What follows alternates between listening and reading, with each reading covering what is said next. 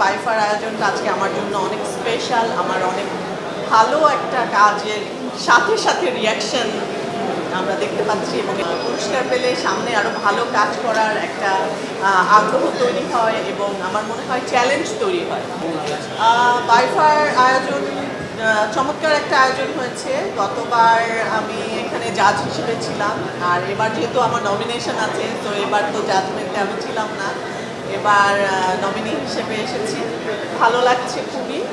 আর সবসময়ই পুরস্কার পাওয়া বা পুরস্কারের জন্য নমিনেশন পাওয়া বা যে কোনো নিজের কাজের সমালোচনা, আলোচনা, অ্যাপ্রিসিয়েশন সব কিছু অনেক আনন্দের, আসলে অনেক ভালো লাগে।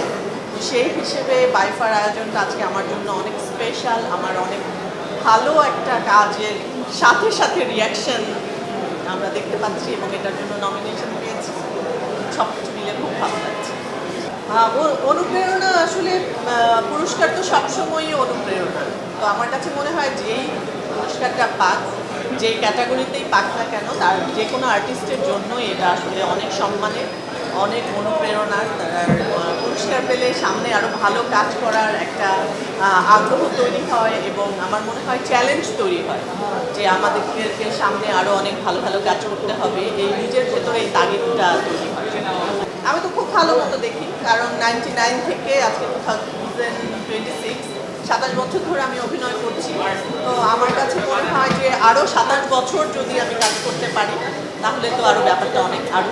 মা দিবসে আমি আমার মাকে বলবো যে আমার মা আমাদেরকে এই জায়গায় আজকে দাঁড় করিয়েছে, কারণ আমার মা সিঙ্গেল মাদার ছিলেন। আমার খুব ছোটোবেলায় আমাদের বাবা চলে গেছে, তো আমার মা একা আমাদেরকে বড় করেছে।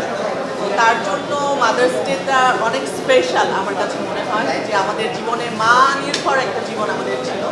আর সেই সাথে আমি বলবো প্রত্যেকটা মা আসলে সন্তানের জন্য অনেক ইম্পর্টেন্ট একটা জায়গা। যে কোনো সন্তানের শিক্ষক যদি আমরা বলি, তাহলে হচ্ছে একটা মা একটা সন্তানের শিক্ষক। সবার আগে একটা মা হচ্ছে একটা সন্তানের শিক্ষক।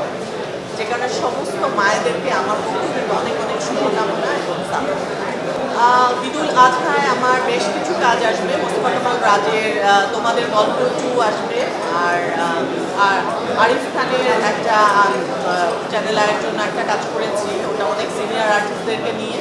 সেই কাজটা আসবে তৌকির আহমেদের লেখা এবং আরিফ খানের ডিরেকশনে, চয়নিকা চৌধুরীর ডিরেকশন এবং ফারিয়া হোসেনের লেখা একটা টেলিফিল্মে কাজ করেছি এনটিভির জন্য। ওটাতে আমার অপোজিটে আফজাল হোসেন আছে।